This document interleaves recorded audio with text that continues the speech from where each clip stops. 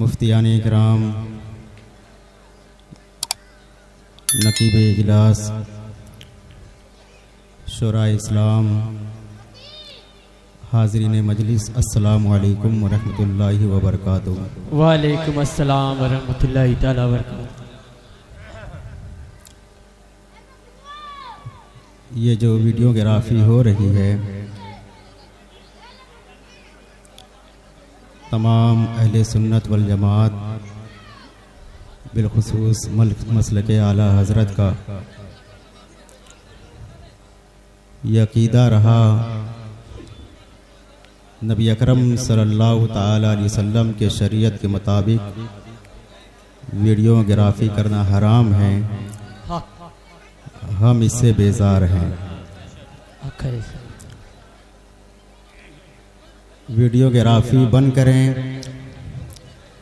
ورنہ یہ جو دونوں مائک لگا ہوا ہے اس کو نکال کر ہم نیچے رکھ دیں گے، بند کر دیجیے۔ الحمدللہ رب العالمین والعاقبۃ للمتقین والصلاة والسلام علی سید المرسلین وعلی آلہ واصحابہ اجمعین، اما بعد، فاعوذ باللہ من الشیطان الرجیم، بسم اللہ الرحمن الرحیم۔ لا تجد قوما یؤمنون باللہ والیوم الآخر یوادون من حاد اللہ ورسولہ۔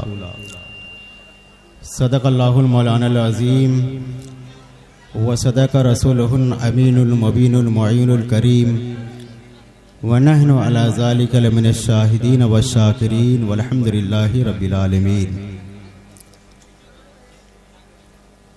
آئیے سب سے پہلے گنبد خضرا میں آرام فرمانے والے آقا حضور سرور کائنات، فخر موجودات، احمد مجتبیٰ محمد مصطفیٰ صلی اللہ تعالی علیہ وسلم کے دربار گوہر بار میں عقیدت و محبت کے ساتھ درود شریف کا نذرانہ پیش کریں۔ پڑھیے بآواز بلند، اللہم صلی علی اللہ رب سیدنا و شفیعنا و نبینا مولانا محمد وبارک وسلم، صلاۃ و سلام علیک یا رسول اللہ صلی اللہ تعالی علیہ وسلم۔ میں نے جس آیت کریمہ کی تلاوت کا شرف حاصل کیا، پروردگار عالم قرآن عظیم میں ارشاد فرماتا ہے، اے نبی آپ نہیں پائیں گے ایسے لوگوں کو جو اللہ پر اور یوم آخرت پر ایمان رکھتے ہیں وہ اللہ و رسول کے دشمنوں کے ساتھ دوستی کریں۔ اللہ و رسول کے دشمنوں کے ساتھ دوستی کرنا یہ کسی مسلمان کا طریقہ نہیں۔ اگر اس کے دل میں ذرہ برابر بھی ایمان ہوگا تو وہ اللہ و رسول کے دشمنوں کے ساتھ دوستی نہیں کرے گا، یہ اس کے اس ایمان کے بھی خلاف ہے اور اسلام کے بھی خلاف ہے۔ اللہ کے نبی سید عالم صلی اللہ تعالی علیہ وسلم نے ارشاد فرمایا، اتبعوا سواد الاعظم فإنها من شذ سز فی النار۔ سواد اعظم کی پیروی کرو، بڑی جماعت کی پیروی کرو، جو سواد اعظم سے کٹا وہ سیدھے جہنم میں پہنچا۔ اللہ کے نبی سید عالم صلی اللہ تعالی علیہ وسلم نے ارشاد فرمایا، ما رآہ المؤمنون حسنا فہو عند اللہ الحسن۔ جو چیز اللہ و رسول کے نزدیک پسندیدہ ہے وہ چیز عام مسلمانوں کے نزدیک بھی پسندیدہ ہے۔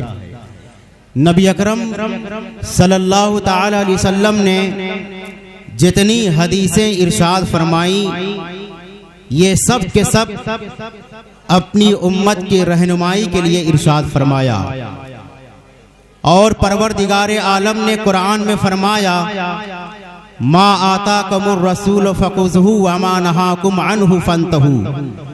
نبی جس چیز کا حکم دیں اس پر عمل بجا لاؤ، اور جس چیز سے روکے اس سے باز آ جاؤ۔ یعنی نبی اکرم صلی اللہ تعالی علیہ وسلم کے اوپر جو قرآن عظیم کی یہ آیت کریمہ نازل ہوئی ہے، نبی کا جو حکم ہوتا ہے حقیقت میں وہ پروردگار عالم کا حکم ہوتا ہے۔ اللہ کے نبی سید عالم صلی اللہ تعالی علیہ وسلم نے ارشاد فرمایا، بخاری شریف کی حدیث ہے، نبی اکرم نے ارشاد فرمایا، ستفترق امتی علی 30-70 ملتن کلہم فی النار الا ملتن واحدہ، میری امت 73 فرقوں میں بٹ جائے گی، 72 فرقہ جہنم میں جائے گا اور 1 فرقہ جنت میں جائے گا۔ صحابہ نے پوچھا، یا رسول اللہ کون فرقہ جنت میں جائے گا؟ نبی اکرم نے ارشاد فرمایا، ما انا علیہ و اصحابی، جو میرے طریقے پر ہوگا اور میرے صحابہ کے طریقے پر ہوگا وہی جنتی ہوگا۔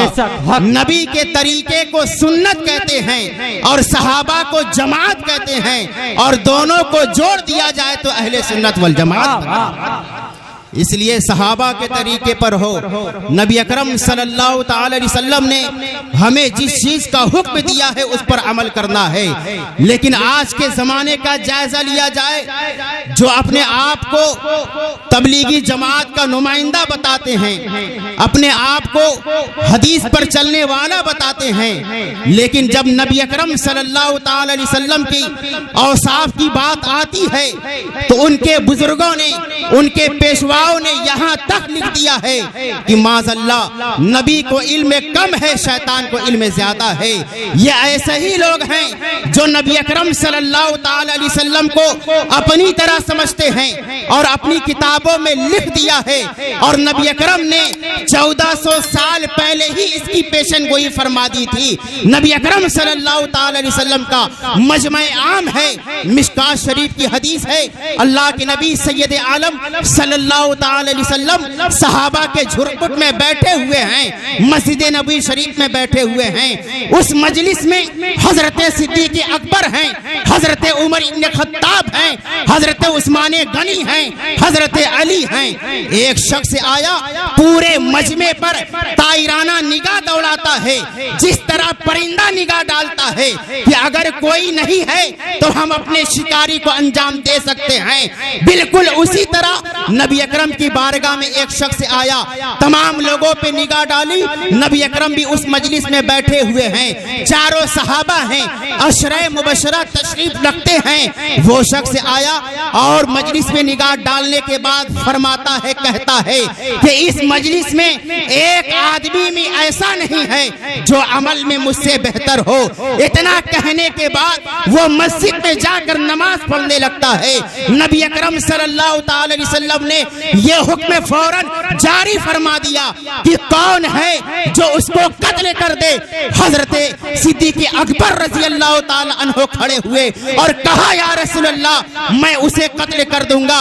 حضرت صدیق اکبر رضی اللہ تعالی عنہ جب اندر تشریف لے جاتے ہیں تو کیا دیکھتا ہے، جس نے یہ کہا تھا کہ اس مجلس میں ایک آدمی بھی ایسا نہیں ہے جو عمل میں مجھ سے بہتر ہو۔ صدیق اکبر نے فرمایا، یا رسول اللہ میں اسے قتل کر دوں گا۔ نبی اکرم نے فرمایا، تو قتل نہیں کر سکتا۔ صدیق اکبر جب اندر تشریف لے جاتے ہیں، کیا دیکھا کہ وہ شخص نماز کی حالت میں ہے، نماز پڑھ رہا ہے۔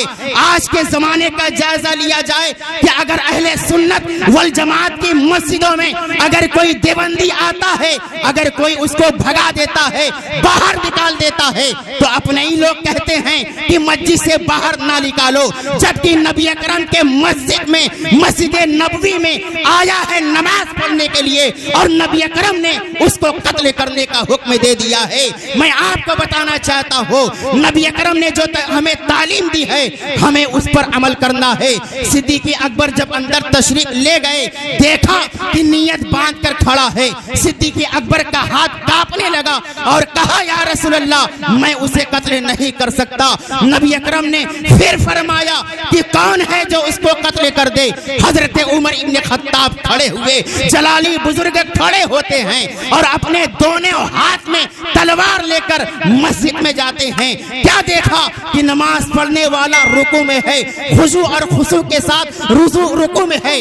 حضرت عمر ابن خطاب کا ہاتھ کانپنے لگا اور کہا کہ بھلا ایک مسلمان کو میں کیسے قتل کر سکتا ہوں؟ وہ بھی باہر آ گئے۔ نبی اکرم نے پھر فرمایا کہ کون ہے جو اسے قتل کر دے؟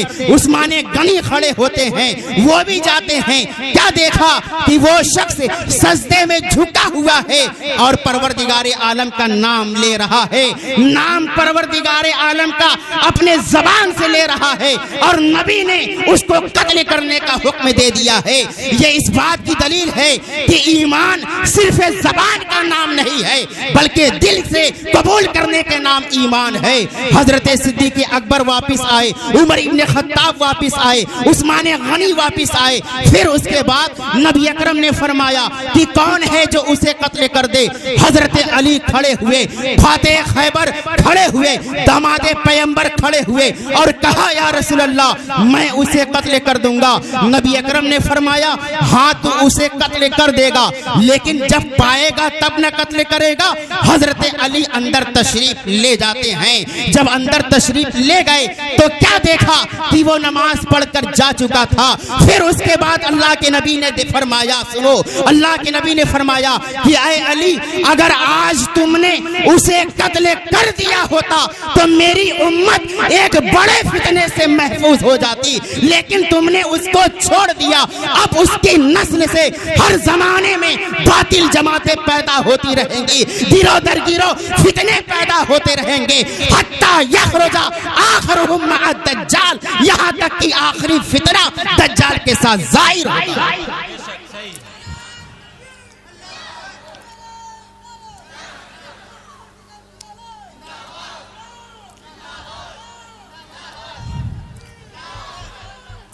نبی اکرم نے ایسے ہی لوگوں کے بارے میں فرمایا تحقرون صلاتکم عند صلاتہم واعمالکم عند اعمالہم یقرون القرآن ولا یجاوز تراکیہم۔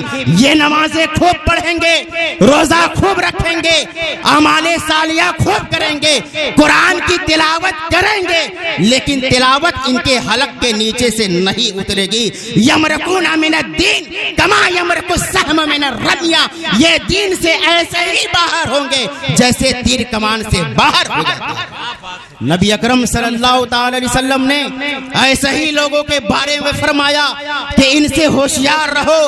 آج کے زمانے کا جائزہ لے لیا جائے کہ 100% مسجدیں سنیوں کی ہوتی ہے اور 20% ان کی ہوتی ہے اور 80% پر ان کا قبضہ ہوتا ہے۔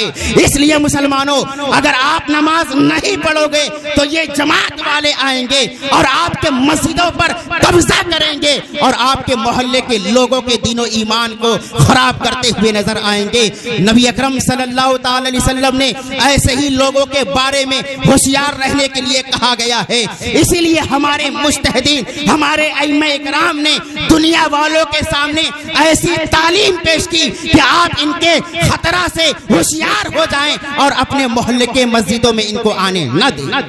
اور اللہ کے نبی سید عالم صلی اللہ تعالی علیہ وسلم نے ہمیں جس بات کا حکم دیا ہے ہمیں اس پر عمل کرنا چاہیے۔ اہل سنت والجماعت کے ایک بہت بڑے عالم دین ہیں جو اعلیٰ حضرت کے خلیفہ بھی ہیں، اعلیٰ حضرت کے مرید بھی ہیں اور اعلیٰ حضرت کے روحانی بیٹا بھی ہیں، جن کا نام علامہ حشمت علی خان پیلی بھیتی رحمت اللہ علیہ ہے۔ یہ اپنے زمانے کے اتنے زبردست مناظر تھے کہ جہاں جہاں وہابیوں اور دیوبندیوں سے مناظرہ ہوتا آپ ان کو شکست دیتے ہوئے نظر آتے تھے، اور جہاں جہاں مناظرہ ہوتا آپ جیت حاصل کر کر آتے تھے۔ ایک مرتبہ علامہ حشمت علی خان رحمت اللہ علیہ اجمیر معلیٰ جاتے ہیں، خواجہ کے دربار میں جاتے ہیں، اور خواجہ کے دربار میں کون نہیں جاتا ہے، تمام اہل سنت والجماعت کے لوگ جاتے ہیں، پورے دنیا سے لوگ آتے ہیں، پورے دنیا سے پورے ہندوستان کا مسلمان ہے جو خواجہ غریب نواز کے در پر جاتا ہے اور منتیں مانگتا ہے، ان کے وسیلے سے دعائیں مانگتا ہے۔ لیکن یہ تبلیغی جماعت والے جب اجمیر معلیٰ جاتے ہیں تو خواجہ کے دربار میں نہیں جاتے، بلکہ یہ پتہ لگانے کے لیے آتے ہیں کہ جو جنتی دروازہ ہے وہ کہاں سے آیا ہے، یا جنت سے آیا ہوگا یا لوگوں نے اپنے آپ کہہ دیا ہے۔ علامہ حشمت علی خان جب ایک مرتبہ اجمیر معلیٰ جاتے ہیں، دربار خواجہ غریب نماز سے ہو کر آتے ہیں، فاتحہ پڑھتے ہیں اور سلام عرض کرتے ہیں، پھر اس کے بعد جنتی دروازے سے گزر آتے ہیں۔ Ajmer station plate form number 1 پر کھڑے ہو کر آپ اپنے ٹرین کے انتظار میں کھڑے ہیں۔ پلیٹ فارم نمبر 2 پر تبلیغی جماعت والے ہڑیا، بستر، برتن، چوکی، بیلنا لے کر پلیٹ فارم نمبر 2 پر کھڑے ہیں، وہ اپنے ٹرین کے انتظار میں ہیں۔ پلیٹ فارم نمبر 1 پر علامہ حشمت علی خان ہیں۔ تبلیغیوں نے دیکھا کہ لگتا ہے کہ کوئی سنی اور بریلوی عالم ہیں، چلو ان سے چھیڑا جائے، ان کو پریشان کیا جائے، علم غیب کے تعلق سے سوال کیا جائے۔ وہ تبلیغی جماعت والے پلیٹ فارم نمبر 2 سے پلیٹ فارم نمبر 1 پر چلے آتے ہیں، علامہ حشمت علی خان سے مخاطب ہوتے ہیں۔ فرمایا حضور آپ کا نام کیا ہے، آپ کا مکان کہاں ہے اور آپ کا کام کیا ہے؟ علامہ حشمت علی خان بڑے جلالی تھے، آپ نے فرمایا کہ حشمت علی میرا نام ہے، پیلی بھیت میرا مکان ہے اور وہابیوں کو جہنم پہنچانا میرا کام ہے۔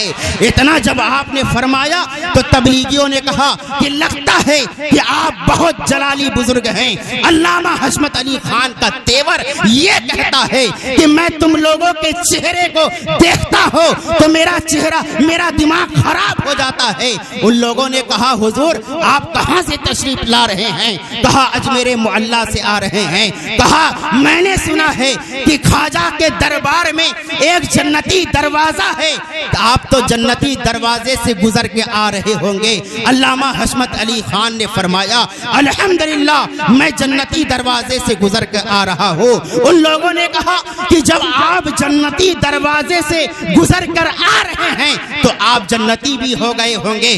علامہ حشمت علی خان نے کہا الحمدللہ میں جنتی ہوں۔ ان لوگوں نے فرمایا، اللہ کے نبی نے فرمایا، تبلیغی جماعت والوں نے کہا کہ اللہ کے نبی نے فرمایا ہے کہ جو جنتی ہوگا اس کے جسم سے مشک و عنبر کی خوشبو پھوٹ پھوٹ کر نکلے گی، ذرا سونگا جائے کہ آپ جنتی ہے کہ جنتی نہیں ہے۔ تمام تبلیغی جماعت والوں نے آپ کے ہاتھ کو پکڑ لیا اور ناک لگا کر سونگتے رہے۔ کسی نے آپ کے پیشانی کو سونگا، کسی نے آپ کے بازو کو سونگا۔ سونگنے کے بعد فرمایا کہ اے علامہ حشمت علی خان آپ جنتی نہیں ہیں، اس لیے آپ کے بدن سے مشک و عنبر کی خوشبو نہیں آ رہی ہے۔ علامہ حشمت علی خان نے لرزتے ہوئے فرمایا کہ تم صرف پہلے والے حدیث کو پیش کرتے ہو اور دوسری والی حدیث کو بھول جاتے ہو، اور اللہ کے نبی نے یہ بھی فرمایا ہے کہ جو جہنمی ہوگا وہ جنت کے خوشبو سے محروم ہوگا۔ الحمدللہ میں جنتی ہوں، اور صرف میں جنتی نہیں بلکہ اہل سنت والجماعت کا بچہ جنتی۔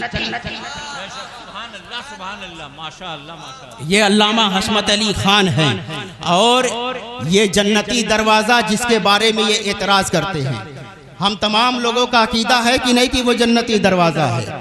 جب پروردگار عالم ماں کے قدموں کے نیچے جنت ڈال سکتا ہے تو اجمیر معلیٰ میں جنتی دروازہ نہیں ہو سکتا؟ اور اولیاء کا دربار، بلخی شاہ کا دربار، ان کا چوکھٹ یہ باب جنت ہے۔ جو پروردگار عالم ماں کے قدموں کے نیچے جنت ڈال سکتا ہے تو اجمیر معلیٰ میں جنتی دروازہ بھی ڈال سکتا ہے۔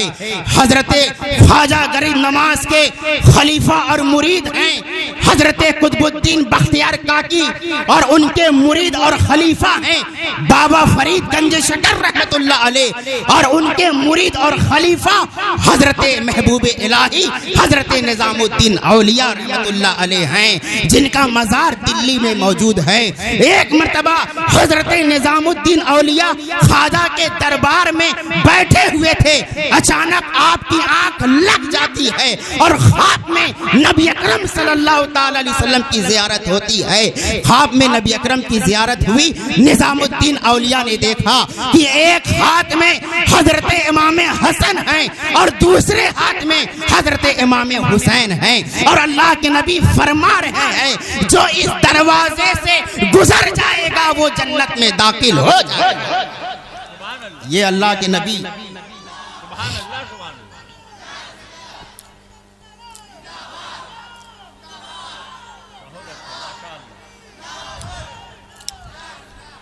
اس لیے آپ اہل سنت والجماعت کے طریقے پر ہیں، مسلک اعلیٰ حضرت کے دامن کو مضبوطی سے پکڑے رہیں، یہی چیز ہمارے لیے ایمان کی حفاظت اور ان کی ضمانت ہے۔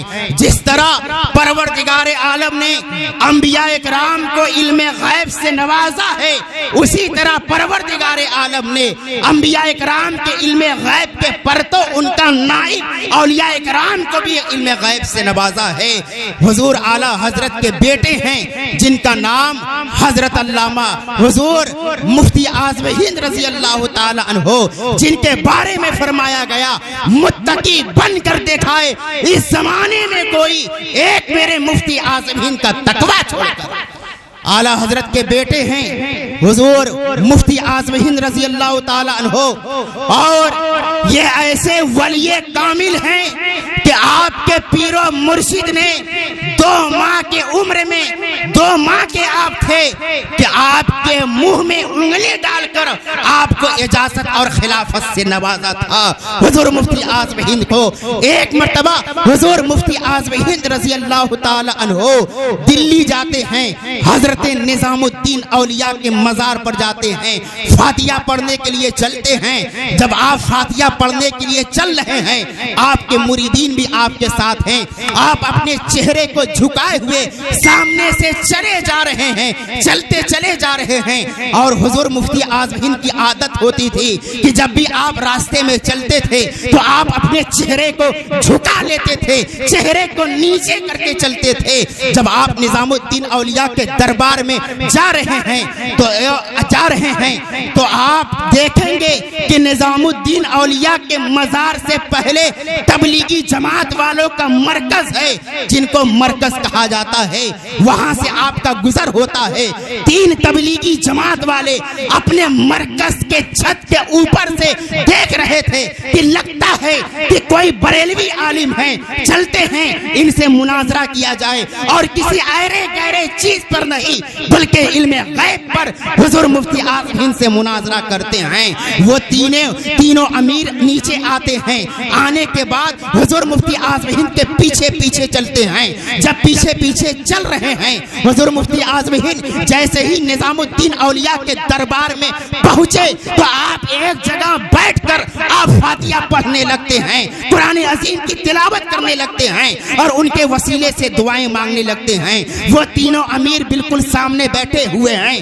ان تینوں امیروں کا حال سن لو، جن کا گریبان کھلا ہوتا ہے، جن کے ہاتھ میں تسبیح ہوتی ہے مسلمانوں کو دھوکہ دینے کے لیے، جن کے چہرے پر ماتھے پر کالک ہوتا ہے مسلمانوں کو دھوکہ دینے کے لیے، اور یہ کہتے ہیں کہ پورے روئے زمین میں ہم سے زیادہ سجدہ کرنے والا کوئی موجود نہیں ہے۔ میں آپ کو ان کے بارے میں بتاتا ہوں، یہ کوئی ایسی ویسی بات نہیں ہے، بلکہ حضور مفتی اعظم ہند کے واقعات میں لکھا ہوا ہے۔ بے شمار علماء اس واقعات کو بیان فرماتے ہیں۔ حضور نظام الدین اولیاء کے دربار میں حضور مفتی اعظم ہند بیٹھے ہوئے ہیں۔ ان تینوں امیروں کے ہسٹری کو سن لو۔ ان میں سے ایک امیر کا حال یہ تھا کہ اپنی بیوی کی محبت میں اپنی ماں کو دھکا مار دیتا ہے، اس کے ماں کی ہڈی ٹوٹ جاتی ہے کمر کی، اور دوسرے امیر کا حال یہ تھا کہ اس نے اپنے نوکرانی کے ساتھ منہ کالا کیا ہوا تھا، اور تیسرے امیر کا حال یہ تھا کہ اس نے یتیموں کو مال کو غصب کیا تھا، کھایا تھا، اس پر ناجائز قبضہ کیا تھا۔ یہ تینوں امیروں کا ہسٹری ہے۔ حضور مفتی اعظم ہند کے پیچھے بیٹھے ہوئے ہیں۔ جب حضور مفتی مفتی اعظم ہند فاتحہ سے فارغ ہوتے ہیں. فارغ ہونے کے بعد ایک شخص آیا, وہ آیا امیر آیا, اس نے کہا حضور ہمیں یہ بتائیے کیا پروردگار عالم نے نبی اکرم صلی اللہ تعالی علیہ وسلم کو علم غیب عطا کیا ہے؟ اللہ کے نبی سید عالم کو علم غیب عطا کیا گیا ہے. حضور مفتی اعظم ہند نے کہا الحمدللہ پروردگار عالم نے نبی کو علم غیب عطا کیا ہے. دوسرا امیر آیا, نبی اکرم صلی اللہ تعالی علیہ وسلم کے بارے میں سوال کیا. اور تیسرا جو امیر آیا حضور مفتی اعظم ہند کے ہاتھ کو پکڑ لیا اور اس نے کہا حضور یہ بتائیے کہ آپ کا نام کیا ہے؟ کہا میرا نام مصطفیٰ رضا خان ہے. کہا آپ کے باپ کا نام کیا ہے؟ کہا میرے باپ کا نام احمد رضا خان ہے. کہا اچھا وہی احمد رضا خان جن کا عقیدہ یہ ہے کہ پروردگار عالم نے اپنے نبی کو علم غیب عطا کیا ہے. حضور مفتی اعظم ہند جلال کے عالم میں آ گئے اور کہا کہ صرف میرے باپ کا عقیدہ نہیں بلکہ تمام علماء, تمام محدثین, تمام صحابہ کا یہ عقیدہ ہے کہ پروردگار عالم نے نبی کو علم غیب دیا ہے. اور اے جماعت والے سن لو, صرف میرے باپ نے مکے کے دھرتی پر جب ان سے علم غیب کے تعلق سے سوال ہوا تھا, علم غیب کے تعلق سے, تو میرے باپ کو شدت کے ساتھ بخار تھا, بخار کے عالم میں تھے. میرے باپ کے سامنے جب علم غیب کے تعلق سے سوال کیا گیا تو میرے باپ کے جسم میں ایسی عشق نبی کی رنگت آ گئی کہ میرے باپ فوراً کھڑے ہو گئے. اور امام احمد رضا خان نے فرمایا کہ کس کے اندر یہ جرت ہوئی ہے کہ پروردگار عالم کے نبی کے علم غیب پر اعتراض کیا جائے. حضور مفتی اعظم ہند نے فرمایا کہ میرے باپ نے مکے کی دھرتی پر 3.5 گھنٹے میں ایک زبردست کتاب تصنیف فرمائی ہے. اس کتاب کا نام ہے الدولۃ المکیہ بالمادۃ الغیبیہ. یہ ایک ایسی کتاب ہے کہ اس کتاب کا جواب یہ وہابی اور دیوبندی نہ آج دے سکتے ہیں, نہ کل دے سکتے ہیں, اور نہ صبح قیامت تک دے سکتے ہیں. سبحان اللہ, سبحان اللہ, بے شک, سبحان اللہ.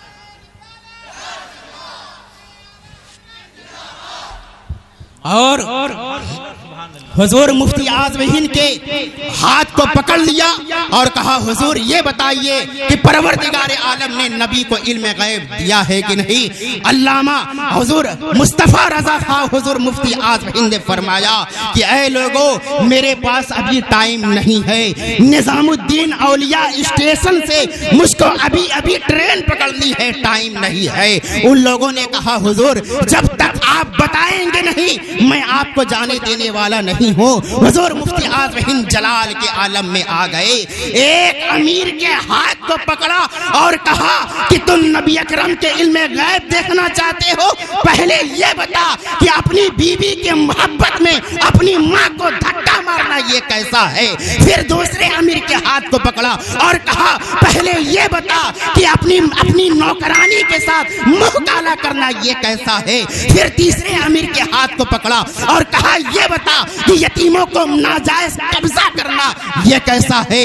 جب حضور مفتی اعظم ہند نے یہ بات کہا, جس کام کو ان امیروں نے ایک بند کوٹری میں کیا تھا کوئی جاننے والا نہیں تھا, لیکن حضور مفتی اعظم ہند کا علم دیکھو, اور پروردگار عالم نے یہ علم غیب عطا کیا ہے انبیاء کے صدقے میں, اولیاء کرام کو. اور جب علم غیب عطا کیا وہ تینوں امیر کے نیچے سے پاؤں کے نیچے زمین کھسک گئی, ہوائیاں اڑنے لگے, اور کہا کہ جس کام کو ہم نے بند کوٹری میں کیا تھا حضور مفتی اعظم ہند نے اس کو بتا دیا. وہ تینوں امیر حضور مفتی اعظم ہند کے قدموں پر گر گئے اور کہا حضور ہم نے مان لیا کہ پروردگار عالم نے اپنے نبی کو علم غیب عطا کیا ہے. جب بریلی کے رہنے والے مصطفیٰ رضا کے علم کا یہ عالم ہے تو مدینے کے مصطفیٰ کا علم کا عالم کیا ہو؟ نعرہ تکبیر, نعرہ رسالت, جلسہ سیرت النبی. اس لیے ضروری ہے مسلمانوں یہ کون ہیں؟ یہ چھوٹے موٹے بڑے چھوٹے علماء نہیں، بلکہ ایسے علماء ہیں جو پورے ملت کے ذمہ دار ہیں، اور ان تمام علماء کے شاگرد یا ان کے نقش قدم پر چلنے والا بننے کے لیے ہمیں علم دین کی ضرورت ہے۔ علم دین سیکھنا ہر مسلمان مرد اور عورت پر فرض ہے۔ علم دین ایسے ہی نہیں آتا، بلکہ ہمارے فقہا نے اس طرح علم دین سیکھا ہے کہ اگر ان کے واقعات اور تاریخ کو پڑھ لو گے آپ کے آنکھوں سے آنسوؤں کے سیلاب بہہ جائے گا۔ کون نہیں جانتا حضرت امام ابو یوسف رحمت اللہ علیہ کو، رضی اللہ تعالی عنہ کو، یہ اتنے بڑے امام ہیں، اتنے بڑے امام ہیں کہ بخاری کی کتابیں اٹھا کر دیکھ لو، مسلم شریف کی کتابیں اٹھا کر دیکھ لو، تمام کتابوں کو اٹھا کر دیکھ لو، جگہ جگہ حضرت امام ابو یوسف کا نام اس میں موجود ہے۔ زبردست فقیہ ہیں، محدث ہیں۔ حضرت امام ابو یوسف ایسے ہیں، جب حضرت امام ابو یوسف پیدا ہوئے 2 سال کی عمر ہے، آپ کے والد کا انتقال ہو چکا ہوتا ہے، آپ یتیم ہو جاتے ہیں، اور آپ کے گھر میں کوئی کمانے والا نہیں ہوتا۔ آپ کی والدہ محترمہ بڑی عزت دار ہیں اور عزت دار ہیں۔ حضرت امام ابو یوسف رضی اللہ تعالی عنہ جب تھوڑے سے بڑے ہوتے ہیں، آپ کی والدہ محترمہ آپ کو کام کرنے کے لیے ایک دھوبی کے ہاں لگا دیا۔ حضرت امام ابو یوسف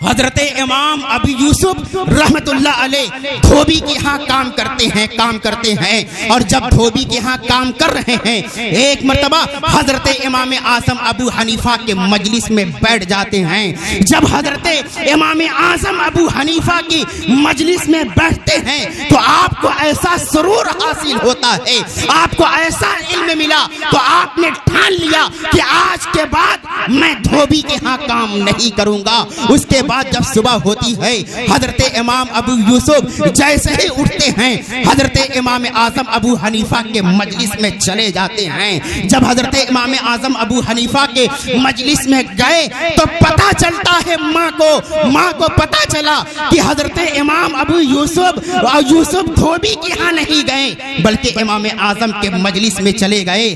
دوڑتی ہوئی بھاگتی ہوئی ماں حضرت امام اعظم ابو حنیفہ کی بارگاہ میں پہنچی، کہا کہ آپ میرے بیٹے کو بگاڑ رہے ہیں، میرا بیٹا روزانہ دھوبی کے ہاں کام کرنے کے لیے جاتا ہے، لیکن جب سے آپ کے مجلس میں وہ بیٹھا ہے تو اب یہ دھوبی کے ہاں نہیں جاتا بلکہ آپ کے ہاں چلا آتا ہے، آپ میرے بچے کو بگاڑ رہے ہیں۔ حضرت امام اعظم ابو حنیفہ نے فرمایا، اے نیک خاتون، آپ اپنے بچوں کو میرے حوالے کر دے، یہ بچہ اتنا ذہین و فطین ہے کہ ایک وقت آئے گا کہ یہ دنیا کا امام بنتا ہوا نظر آئے گا۔ حضرت امام ابو یوسف رضی اللہ تعالی عنہ کے بارے میں جب ان کی ماں سنتی ہیں، انہوں نے کہا جب وقت آئے گا تب آئے گا، پہلے میرا بچہ دھوبی کے ہاں کام کرے گا۔ حضرت امام ابو یوسف رضی اللہ تعالی عنہ چلے جاتے ہیں اور جب دھوبی کے ہاں کپڑا کچارتے ہیں، دھلتے ہیں، ابھی ایک لمحہ بھی نہیں ہوا تھا کہ بھاگتے ہوئے حضرت امام اعظم کے مجلس میں آ گئے اور نبی کرم صلی اللہ تعالی علیہ وسلم کے حدیث کو سنتے رہے اور سننے کے بعد دوبارہ آپ کی والدہ محترمہ امام اعظم کی بارگاہ میں چلی آتی ہیں اور کہا، امام اعظم ابو حنیفہ نے فرمایا کہ اے اللہ کی نیک بندی، اس بچے کو میرے دربار سے جدا نہ کر، میری مجلس سے جدا نہ کر، میں دیکھ رہا ہوں کہ ایک وقت آئے گا کہ تیرا بیٹا بادشاہ وقت کے دسترخوان پر بیٹھ کر دیسی گھی میں بنا ہوا بادام کا حلوہ کھائے گا اور فالودہ پیے گا۔ حضرت امام اعظم ابو حنیفہ نے جیسے ہی یہ کہا، حضرت امام ابو یوسف کی ماں فرماتی ہیں کہ آپ میری غریبی کا مذاق اڑا رہے ہیں۔ حضرت امام اعظم ابو حنیفہ نے فرمایا، ہرگز نہیں، بلکہ میں دیکھ رہا ہوں کہ ایک وقت آئے گا کہ تیرا بیٹا بیٹا جو دھوبی کے ہاں کام کرتا ہے اور جب علم دین حاصل کرے گا تو بادشاہ وقت کے دربار میں بیٹھ کر دیسی گھی میں بنا ہوا بادام کا حلوہ کھائے گا اور فالودہ پیے گا۔ حضرت امام ابو یوسف کی ماں کہتی ہیں وہ وقت آئے گا تب آئے گا، پہلے میرا بیٹا دھوبی کے ہاں کام کرے گا، اس کے بعد حضرت امام اعظم ابو حنیفہ رضی اللہ تعالی عنہ جلال کے عالم میں آ گئے اور فرماتے ہیں کہ میں بار بار کہہ رہا ہوں کہ آپ میرے اپنے بیٹے کو میرے حوالے کر دیجئے۔ اے بوڑھی خاتون، پہلے یہ بتا کہ تیرا بیٹا روزانہ کتنا کماتا ہے، لے اس کو وہاں سے چھڑوا دے، روزانہ کا میں خرچ تیرا دے دوں گا اور اس کا جیب خرچ میں دے دوں گا۔ حضرت امام اعظم ابو حنیفہ نے جب یہ فرمایا، حضرت امام ابو یوسف کی ماں خوش ہو جاتی ہیں، فرمایا اچھا تو اب میرے بیٹے کو اپنے پاس لے جا سکتا ہے اور اس کو علم دین سے آراستہ کر سکتا ہے۔ ایک وقت آیا جب حضرت امام ابو یوسف حضرت امام اعظم ابو حنیفہ کی مجلس میں بیٹھتے ہیں، اس قدر آپ کا ہنر بڑھتا ہے، علم بنتا ہے، جس گلی سے گزر جاتے لوگ کہتے یہ وہی بچہ ہے جو دھوبی کے ہاں کام کرتا تھا۔ جب سے امام اعظم ابو حنیفہ کے مجلس میں آیا ہے تو پورے علاقے کا اگر سب سے بڑا امام ہے تو کوئی اور نہیں بلکہ حضرت امام ابو یوسف۔ کیا بات، ماشاءاللہ حضرت امام ابو یوسف رضی اللہ تعالی عنہ جس گلی سے گزرتے لوگ کہتے امام ابو یوسف جا رہے ہیں، جس آبادی سے گزرتے لوگ کہتے امام ابو یوسف جا رہے ہیں، اور حضرت امام اعظم ابو حنیفہ کی وہ بات صحیح ہو جاتی ہے۔ ایک مرتبہ دربار شاہی میں خلیفہ ہارون رشید نے حضرت امام ابو یوسف کو دعوت دی، اور جب دعوت دی تو آپ کے لیے پورے محل کو آراستہ کر دیا گیا۔ بڑے بڑے قلمکار، بڑے بڑے دانشوران قوم و ملت کو ان کے دربار میں بلایا گیا، حضرت امام ابو یوسف کا سواگت کرنے کے لیے، ویلکم کرنے کے لیے۔ جب حضرت امام ابو یوسف آتے ہیں تو وقت کا بادشاہ خلیفہ ہارون رشید اپنے کرسی سے کھڑا ہو جاتا ہے اور کہتا ہے کہ میں اس لیے ان کے تعظیم کے لیے کھڑا ہو رہا ہوں کہ یہ انبیاء اکرام کے وارث ہیں، وارثین ہیں، اور نبی نے ارشاد فرمایا ہے کہ علماء انبیاء اکرام کے وارث ہیں۔ وقت کا بادشاہ اپنے کرسی سے کھڑا ہو گیا، حضرت امام ابو یوسف آتے ہیں، ان کا ویلکم ہوتا ہے، استقبال ہوتا ہے، دسترخوان کو بچھایا گیا۔ جب دسترخوان چنا گیا، حضرت امام ابو یوسف کے سامنے وقت کا بادشاہ بیٹھا ہوا ہے، امام ابو یوسف بیٹھے ہوئے ہیں، دسترخوان بچھایا گیا، اس پر دیسی گھی میں بنا ہوا بادام کا حلوہ لایا گیا اور فالودہ لایا گیا۔ حضرت امام ابو یوسف نے جب دیکھا تو مسکرانے لگے۔ بادشاہ وقت نے کہا کہ اے امام ابو یوسف، یہ ایک ایسی چیز ہے جس کو بنانے میں بڑا وقت لگتا ہے، یہ بار بار ملتا نہیں ہے، بلکہ بڑی محنت سے اس کو تیار کی جاتی ہے، تیار کیا جاتا ہے۔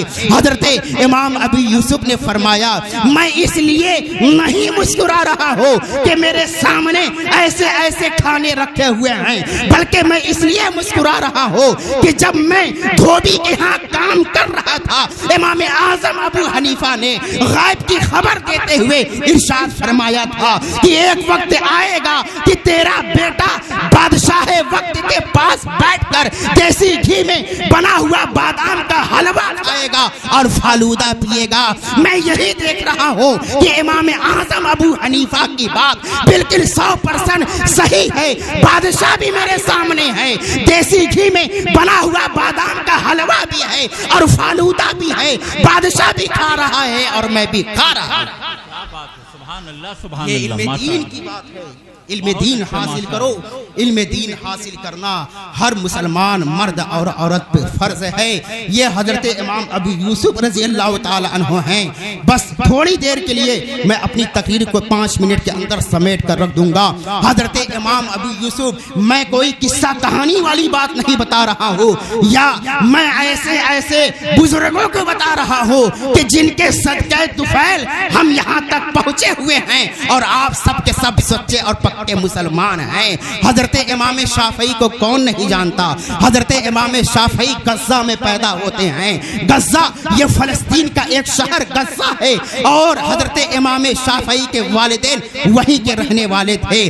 حضرت امام شافعی جب غزہ میں پیدا ہوئے تو آپ کے آباء و اجداد مکہ مکرمہ کے رہنے والے تھے، اور جب آپ غزہ میں جاتے ہیں وہاں پر آپ کے آباء و اجداد دین کا کام کرتے ہیں۔ کچھ ہی دنوں کے بعد حضرت امام شافعی رضی اللہ تعالی عنہ ابھی 4 سال کی عمر کو پہنچے ہوئے ہیں کہ آپ کے والد کا انتقال ہو جاتا ہے، آپ یتیم ہو جاتے ہیں۔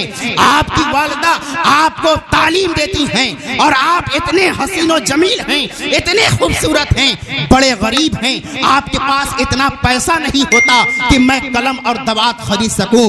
حضرت امام شافعی رضی اللہ تعالی عنہ کی والدہ آپ کو لے کر مکہ مکرمہ آ جاتی ہیں۔ جب مکہ آ گئی وہیں پر آباد ہو جاتی ہیں، اور آپ بڑے بڑے محدثین کی بارگاہ میں آپ کو بھیجتی ہیں۔ جب آپ قرآن پڑھتے ہیں، قرآن پڑھ کر آتے ہیں، اور جب آپ عربی زبان کو سیکھتے ہیں، سیکھنے لگتے ہیں، اور جب آپ کو لکھنے کے لیے ملتا ہے تو آپ کے پاس نہ کوئی کاپی ہے نہ دوات ہے۔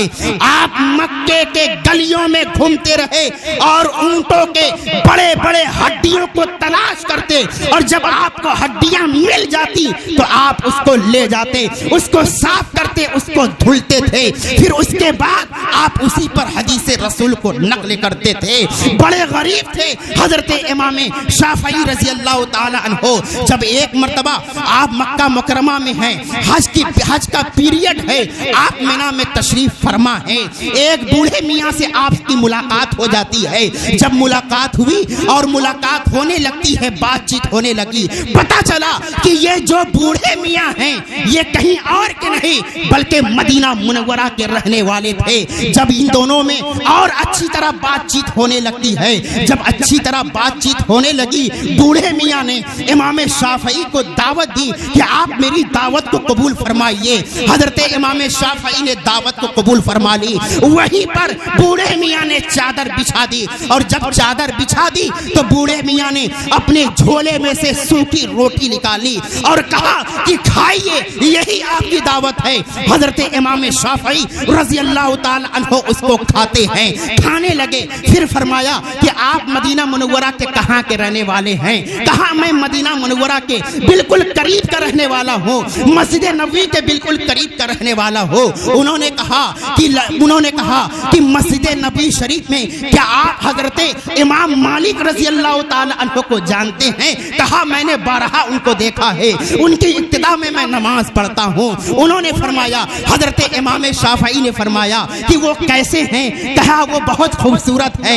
ان کا قد کیسا ہے؟ کہا بہت لمبے ہیں۔ ان کی داڑھی کیسی ہے؟ کہا ان کی داڑھی سفید ہے۔ کہا لباس کس طرح پہنتے ہیں؟ کہا سفید لباس پہنتے ہیں۔ بوڑھے نے میاں نے کہا کہ لگتا ہے کہ آپ حضرت امام مالک سے بڑی محبت کرتے ہیں، عقیدت کرتے ہیں۔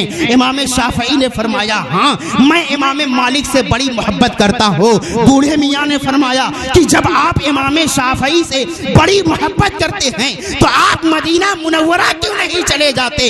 حضرت امام شافعی نے فرمایا کہ میں بہت غریب آدمی ہوں، بڑا مفلس آدمی ہوں، میرے پاس پیسہ نہیں ہے کہ میں مکہ سے مدینہ منورہ جاؤں۔ بوڑھے میاں نے فرمایا کہ ایک قافلہ میرے ساتھ آیا ہوا ہے، اسی قافلے میں ایک شخص کا انتقال ہو چکا ہے اور اس کا اونٹ خالی ہے، آپ چاہیں تو اسی اونٹ پر سوار ہو کر مدینہ منورہ جا سکتے ہیں۔ حضرت امام شافعی نے فرمایا بڑا اچھا ہوگا کہ آپ ان سے بات کر لیں تو میں اسی اونٹ پر سوار ہو کر مدینہ منورہ چلا جاؤں گا۔ کہا کہ رکیے میں ان سے بات کر لیتا ہوں، جو اونٹ کے وارث ہیں وہ بوڑھے میاں اونٹ کے وارثین سے بات کرتے ہیں۔ انہوں نے کہا اونٹ تو خالی ہے، اس پر سوار ہو کر جا سکتے ہیں۔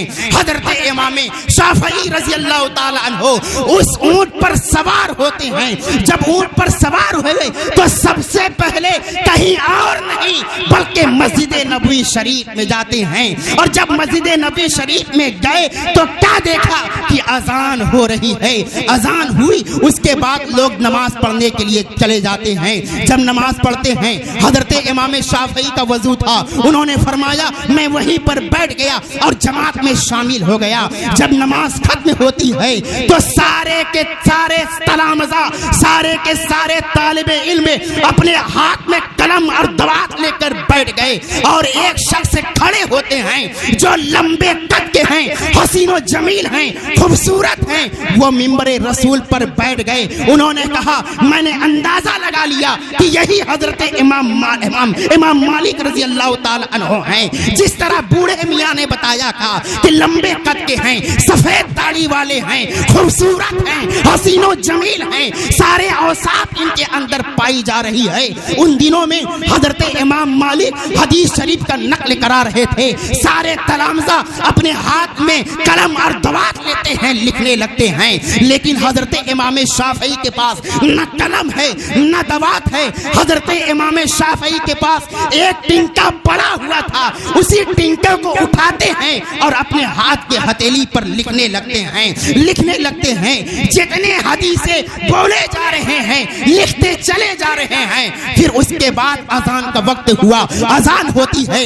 سارے طلبہ اپنے قلم اور دوات کو نیچے رکھتے ہیں اور جا کر وضو بنانے کے لیے چلے جاتے ہیں. حضرت امام مالک نے فرمایا کہ اے نوجوان ذرا تو میرے پاس تشریف لا، میرے پاس آ جا. حضرت امام شافعی سنتے ہیں، فوراً امام مالک کے پاس جا کر بیٹھ جاتے ہیں. اور حضرت امام مالک نے فرمایا کہ آپ اپنے ہاتھ کے ہتھیلی میں کیا لکھ رہے تھے؟ حضرت امام شافعی نے فرمایا کہ حضور آپ بچوں کو حدیث بول رہے تھے. میں بہت غریب آدمی ہوں، میرے پاس قلم اور دوات نہیں ہے، میں بڑا مفلس آدمی ہوں، میں غریب ہوں، میرے پاس کوئی چیز نہیں ہے. اور سارے کے سارے بچوں کے ہاتھوں میں قلم اور دوات تھے، وہ حدیث رسول کو نقل کر رہے تھے. اور میں بھی سوچا کہ جس طرح آپ کے زبان مبارک سے حدیث پاک نکل رہی ہے اسی طرح میں آپ کے اپنے ہتھیلی پر لکھتا چلا گیا. حضرت امام مالک نے فرمایا کہ آپ نبی اکرم صلی اللہ تعالی علیہ وسلم کے حدیثوں کا مذاق اڑا رہے ہو، ذرا اپنا ہاتھ دکھاؤ کہ آپ نے اپنے ہاتھ پر کیا لکھا. کہا حضور میرے پاس قلم دوات نہیں، جس طرح آپ لکھ رہے تھے میں اسی طرح لکھتا چلا گیا. حضرت امام مالک رضی اللہ تعالی عنہ نے فرمایا کہ اچھا تم لکھ رہے تھے، آپ اسی طرح لکھتے چلے گئے. حضرت امام مالک جلال کے عالم میں آ گئے اور فرمایا کہ آپ نے کتنی حدیثیں لکھی ہیں؟ حضرت امام شافعی نے فرمایا کہ سارے بچے اپنے اپنے تختی پر لکھ رہے تھے اور میں تمام حدیثوں کو اپنے دل کی تختی پر لکھ رہا تھا. حضرت امام شافعی رضی اللہ تعالی عنہ نے جب یہ کہا کہ میں اپنے دل کے تختی پر لکھ رہا تھا، امام مالک نے فرمایا اچھا تم اپنے دل کی تختی پر لکھ رہے تھے؟ میں نے ابھی اس مجلس میں 1000 سے زیادہ حدیثیں لکھوائی ہیں. اگر آپ کے اندر ذہن اور طاقت اور قوت ہے تو 500 حدیثیں پیش کر دو تو میں جان کہ آپ دل کے تختی پر لکھ رہے ہیں. حضرت امام شافعی نے جب یہ سنا حیرت میں پڑ گئے اور حضرت امام شافعی رضی اللہ تعالی عنہ نے فرمایا کہ حضور میں حدیث نبی کا مذاق نہیں اڑا رہا تھا بلکہ میں اپنے دل کی تختی پر لکھ رہا تھا. کہ حضرت امام مالک نے فرمایا کہ اگر آپ اپنے دل کے تختی پر لکھ رہے ہیں تو 500 حدیثیں ذرا سنا دو. حضرت امام شافعی کھڑے ہوئے اور جس سند کے ساتھ جس متن کے ساتھ آپ نے حدیثیں لکھوائی تھی حضرت امام شافعی کھڑے ہوتے ہیں اور ایک لمحے میں 1000 سے زیادہ حدیثیں آپ نے بیان فرما دی. جب آپ نے بیان فرما دی تو حضرت امام مالک نے فرمایا کہ ایک وقت آئے گا کہ یہ بچہ لوگوں کا امام بنتا ہوا نظر آئے گا.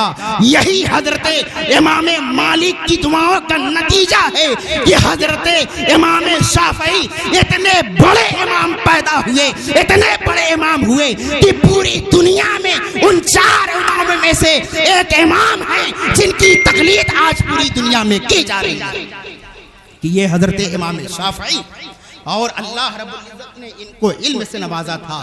اس لیے یہیں سے تقریر ختم ہوتی ہے مسلمانوں کہ آپ علم دین حاصل کرو. علم دین سیکھنا ہر مسلمان مرد عورت پر فرض ہے. اور آپ یہ سوچتے ہیں کہ اگر میرا بیٹا عالم بنے گا, حافظ بنے گا, 4,000 روپیہ 5,000 روپیہ مہینہ کمائے گا تو گھر کا خرچ کیسے چلے گا؟ میں آپ کو بتانا چاہتا ہوں جبریل امین نے نبی اکرم صلی اللہ تعالی علیہ وسلم کو یہ بتایا کہ حدیث کے ذریعے کہ اللہ کے نبی سید عالم صلی اللہ تعالی علیہ وسلم نے ارشاد فرمایا کہ اس پر اس وقت تک موت طاری نہیں ہو سکتی جب تک کہ آدمی اپنے رزق کا ایک ایک دانہ حاصل نہ کر لے. دنیا میں کون کتنا کھائے گا, کتنا کمائے گا, کتنا بچے گا, بچائے گا, کب تک وہ زندہ رہے گا, کب مرے گا, اور کتنا بینک بیلنس بنائے گا, اس وقت تک اس کے اوپر موت طاری نہیں ہو سکتی جب تک کہ اپنے رزق کا ایک ایک دانہ حاصل نہ کر لو. علم دین آپ سیکھو, رزق دینا پروردگار عالم کے ذمے پر ہے. اس لیے مسلمانوں علم دین حاصل کرنا ہر مسلمان مرد عورت پر فرض ہے. اتنا تو سیکھ ہی لو کہ آپ کو نماز پڑھنے کا طریقہ آ جائے, روزہ رکھنے کا طریقہ آ جائے. انہی باتوں کے ساتھ اپنی تقریر ختم کرتا ہوں. لحد میں عشق رخ شاہ کا داغ لے کر چلو, اندھیری رات سنی تھی چراغ لے کر چلو, تیرے غلاموں کا نقش قدم ہے راہ خدا, وہ کیا بہک سکے جو یہ سراغ لے کر چلو. واخر دعوانا الحمدللہ رب العالمین. السلام علیکم.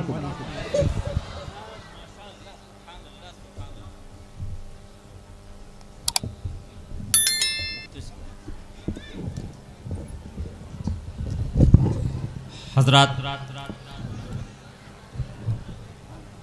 خالص عقیدے کے حوالے سے بڑی اچھی اور معلوماتی گفتگو ہو رہی تھی. میں سمجھتا ہوں کہ آج کے دور میں عقیدے کی اصلاح سب سے بڑی چیز ہے. تقریریں آپ آئے دن سنتے رہتے ہو, مگر سچ تو یہ ہے کہ غوث کو والی جیلان کہا جاتا ہے اور خواجہ کو ہند کا سلطان کہا جاتا ہے. غوث کو والی جیلان کہا جاتا ہے اور خواجہ کو ہند کا سلطان کہا جاتا ہے, اور چند گھنٹوں میں لکھ ڈالے حسام الحرمین اسی کو احمد رضا خان کہا جاتا ہے. بڑی علمی گفتگو ہو رہی تھی اور آپ کے پلے بھی بہت کم پڑ رہی تھی. میں یہ محسوس کر رہا تھا چونکہ مسلمانوں کے درمیان لطیفہ بیان کیجیے, وہ خوب مسکرائیں گے, آپ کو داد و تحسین دیں گے.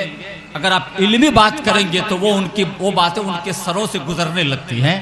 حضرات, میں آپ سے گزارش کروں گا, جس امام احمد رضا کے حوالے سے حضرت مفتی حسن رضا صاحب گفتگو کر رہے تھے, قسم خدا کی کبھی کبھی اس امام کی ذات کو پڑھیے, امام احمد رضا کی شخصیت کو سمجھیے.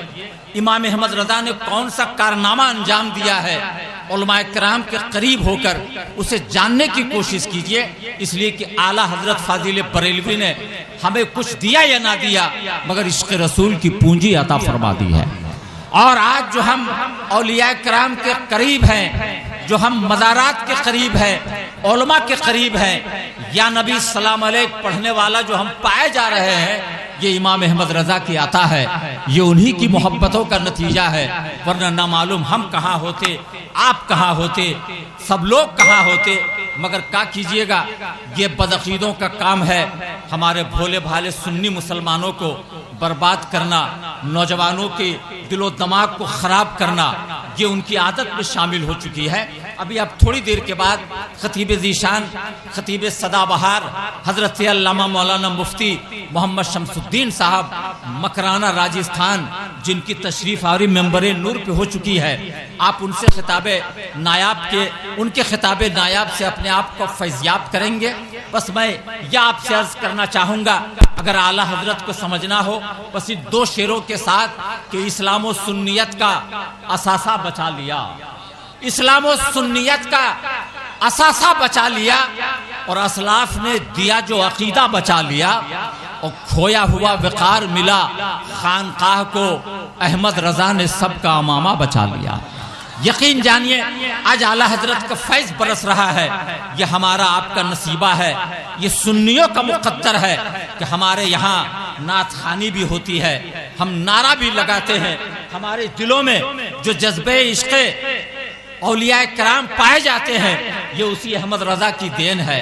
مگر کیا کیجئے گا یہ ناہنجار قوم جس کے سینے میں عشق رسول نہیں ہے یہ بدعقیدے گلی گلی جا کر کے ہمارے سنیوں کو تباہ کر رہے ہیں. ایک بڑی تاریخی بات حاجی خورشید صاحب علامہ شمس الدین صاحب کو توجہ چاہوں گا.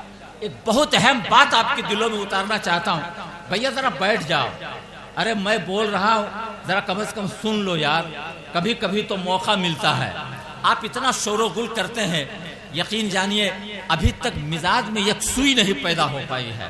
خدا جانے کیوں آپ گفتگو بیچ میں کرنے لگتے ہیں. آپ نے ہندوستان میں آپ کے ہندوستان میں ایک محکمہ ہے ریلوے کا. آپ جانتے ہیں کہ ایک شعبہ ہے ریلوے کا ہندوستان میں. بھائی ایک شعبہ ہے نا ریلوے کا. ارے ریل کا جو ڈپارٹ ہے ہندوستان میں وہ آپ جانتے ہیں کہ نہیں جانتے ہیں؟ ارے ہاں ہو تو بولو. جان رہے ہیں نا ہندوستان میں کئی ہزار ٹرینیں چلتی ہیں کئی ہزار اسٹیشن ہیں. مگر قسم خدا کہ میں دعوے کے ساتھ کہتا ہوں ہندوستان کے محکمہ ریل کے پوری ٹرینوں کی فہرست اٹھا کے دیکھ لیجئے. آپ کا مقدر آپ کا ایمان تازہ ہو جائے گا. اس پوری فہرست میں کہیں آپ کو نظام الدین ایکسپریس ملے گی, کہیں غریب نواز ایکسپریس ملے گی, کہیں حضور ایکسپریس ملے گی, کہیں اعلیٰ حضرت ایکسپریس ملے گی. محکمہ حکومت نے آج تک کسی دیوبندی مولوی کے نام پہ کوئی ٹرین نہیں چلائی ہے. اگر حکومت نے چلائی ہے تو سنیوں کے بزرگوں کے نام پہ چلائی ہے. یہ ہمارا نصیبہ ہے. چونکہ ہندوستان کی حکومت کو بھی معلوم ہے یہ بدعقیدے اتنے بدتمیز ہیں اور اتنے بد اخلاق ہیں. اگر ان کے نام پہ ٹرین چلا دی جائے تو نہ معلوم ایک ہی دن میں کئی بار ایکسیڈنٹ کر کے ہندوستان کے نظام کو برباد کر دے گی. مگر اعلیٰ حضرت ایکسپریس آپ نے سنا, غریب نواز ایکسپریس آپ کے یہاں, حضور ایکسپریس سنیوں کے نام پہ, نظام الدین ایکسپریس سنیوں کے نام پہ. محور بھاگلپوری نے ایک شعر کہا تھا. اس نے کہا تھا کہ ریل کا نام اعلیٰ حضرت ہے اہل سنت کو میل دیتے ہیں. ریل کا نام اعلیٰ حضرت ہے اہل سنت کو میل دیتے ہیں اور جو رضا کے خلاف منہ کھولے اس کو نیچے ڈھکیل دیتے ہیں. یہ عقیدہ لے کے بیٹھو, اپنوں کو پہچاننے کی کوشش کرو, علم دین کے قریب ہو جاؤ. اب دوستو آئیے سرزمین کانپور سے ایک مہمان ناتخواں کی آمد ہو چکی ہے. شاعر اسلام محترم جناب نور علی نور کانپوری سے گزارش کروں گا وہ تشریف لائیں. خوبصورت لب و لہجے کے مالک, خوبصورت کلام, اچھی آواز, مرصع کلام لے کر کے وہ آپ کی بارگاہ میں حاضر ہے. جناب نور علی نور کانپوری.